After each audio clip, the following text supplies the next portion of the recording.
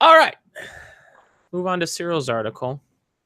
So I read this article on The Intercept. It's written by Glenn Greenwald, who apparently does a lot of this like counterculture free speech issue things. But anyways, it's about a Texas speech pathologist who she is originally from Palestine, and she lost her job because she wouldn't sign a pledge to not support anyone who boycotts Israel. So basically, I think more specifically in the article, they wrote it as she didn't sign like a she refused to sign like a pro-Israel pledge.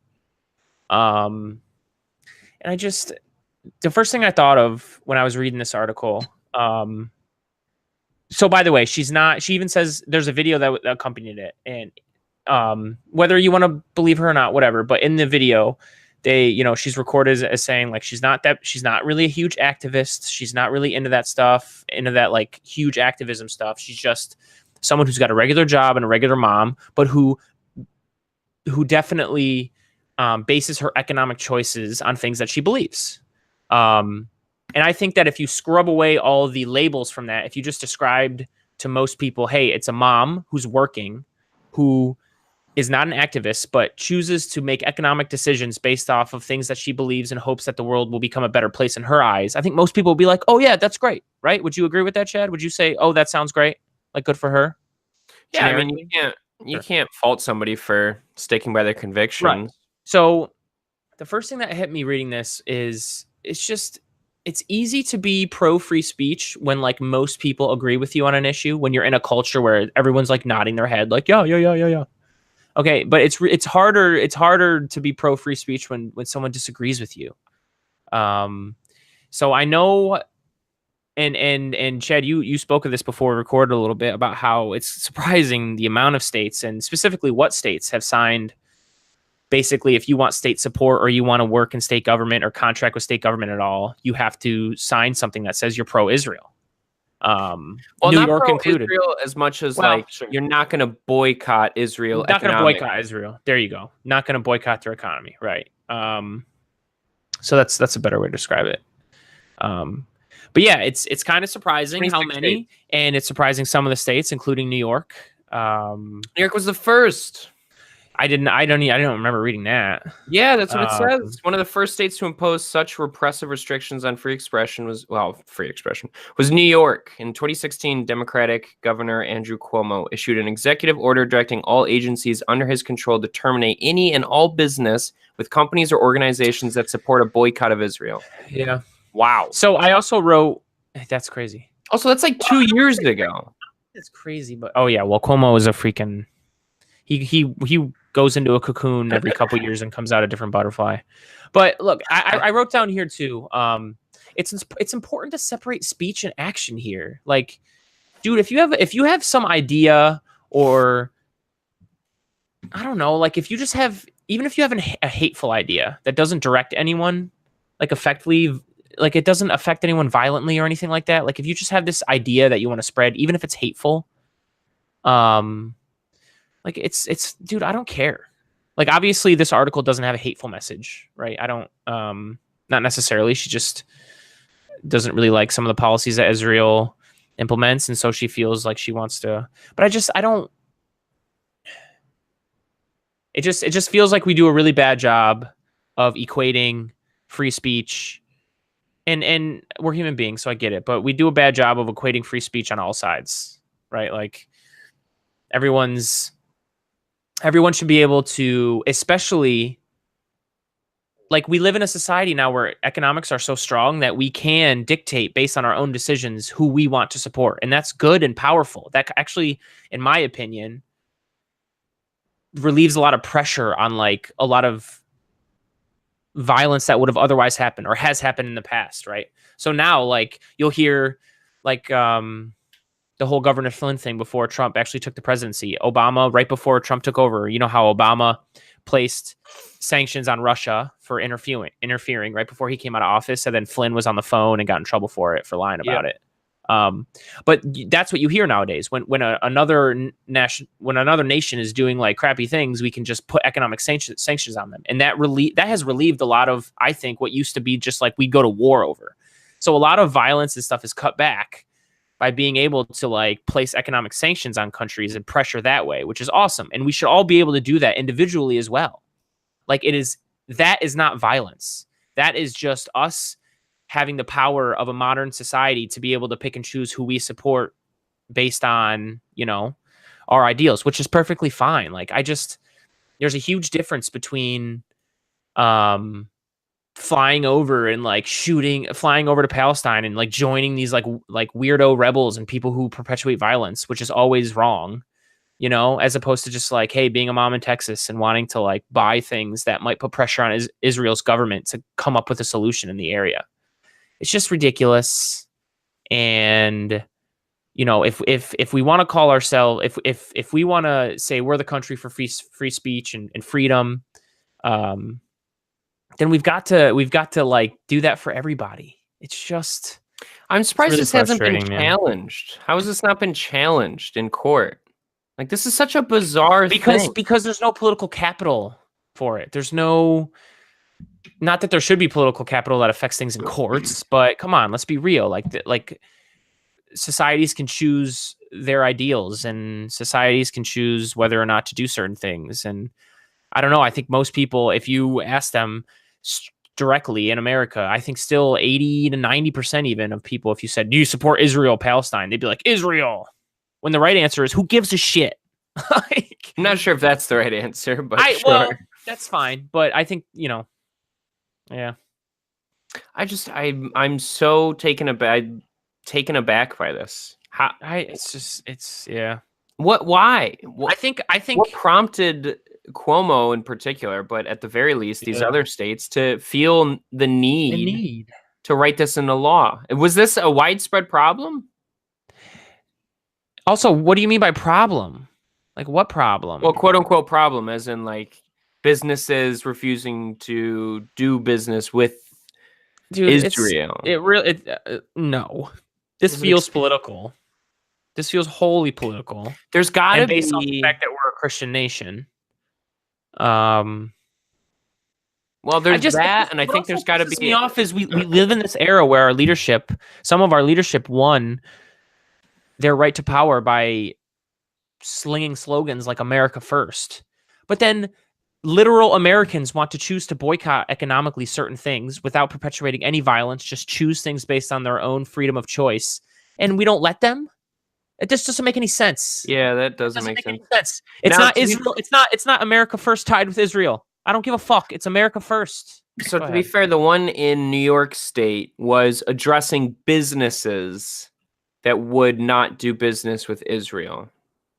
That New York State wouldn't do business with those businesses. Whereas the one in Texas is an individual making their own individual economic decisions. But this is a made-up problem. Who cares? Right. And to your point, Chad, why did they write this? Now, if Cuomo can actually, this is why at some point maybe we'll have some clout and collateral and we can actually invite people on to answer questions we have.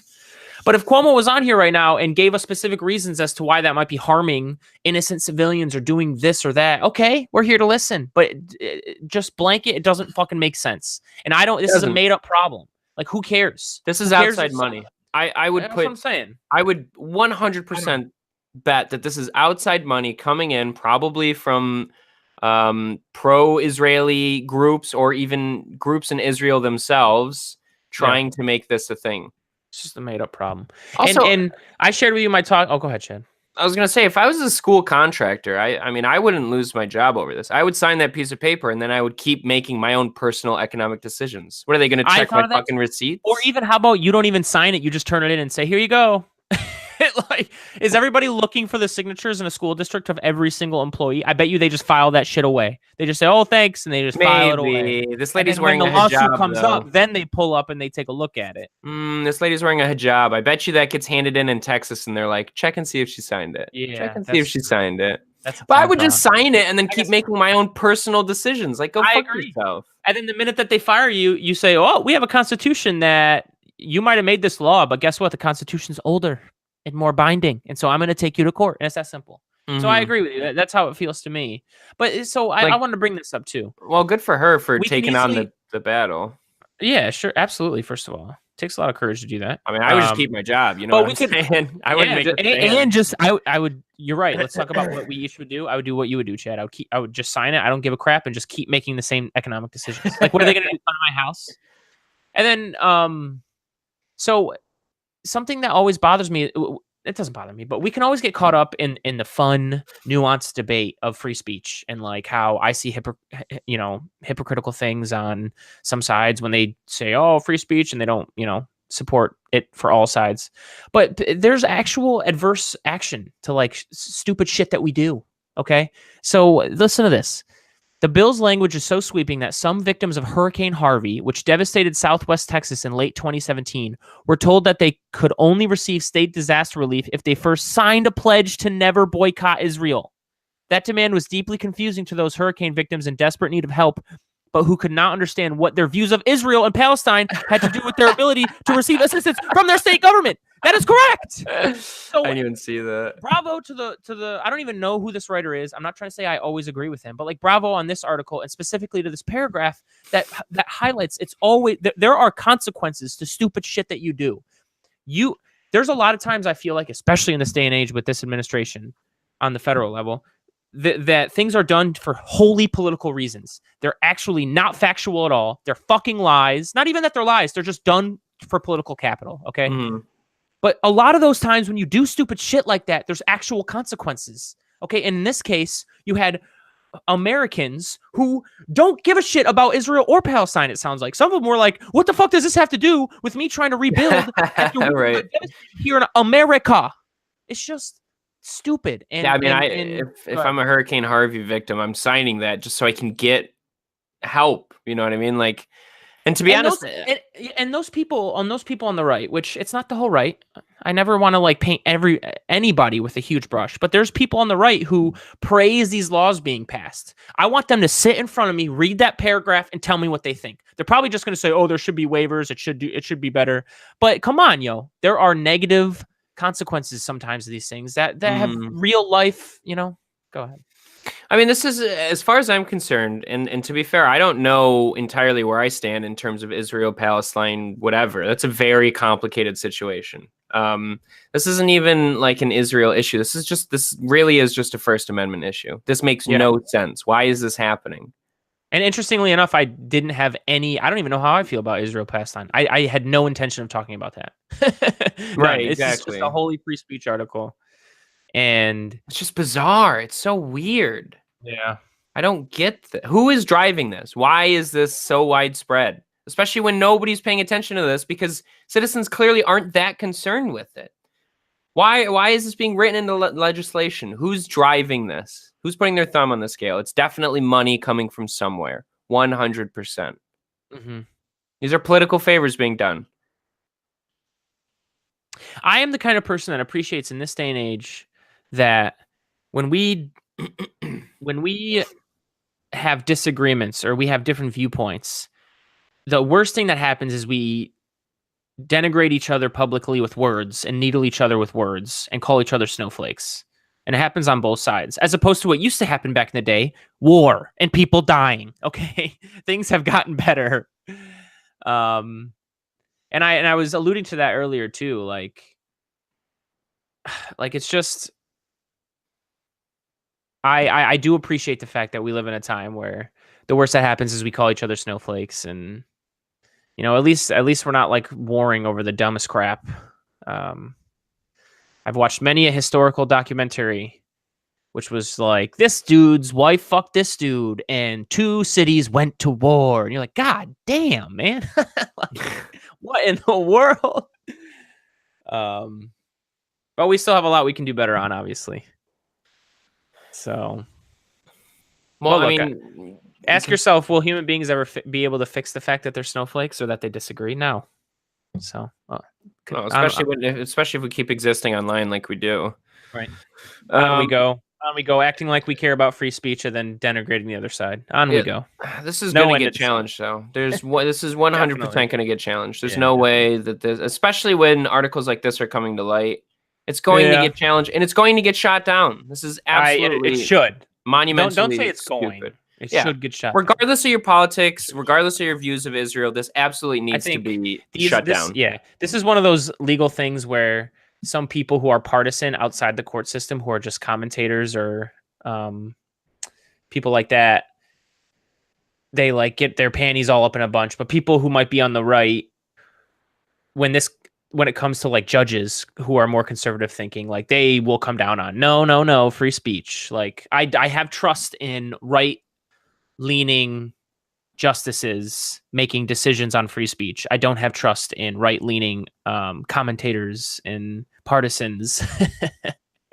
They seem to be a little more crazy. Oh, I see what you're saying. I guess that's their shtick, and a lot of them make money off it. Yeah, you see what I'm saying? Like when this goes to the court, there's a reason why when you say it goes to the courts, it'll get shot down. Even though we do have a court system that's dominated by both sides of the thought spectrum, right? It's because we know that people on the right side of the thought spectrum also apply that to everybody, not just people that they agree with. Okay, and that's nice. And you're right, this should get shut down. So. It's interesting that you say that because traditionally speaking, free speech is a liberal idea. Traditionally, yes, but liberalism is right wing.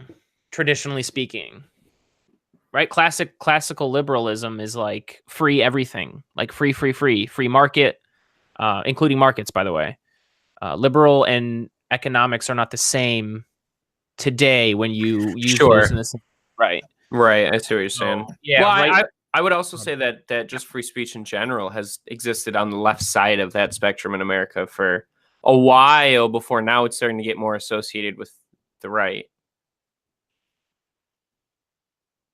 I mean, if you think about like 40s, 50s, 60s America, there's a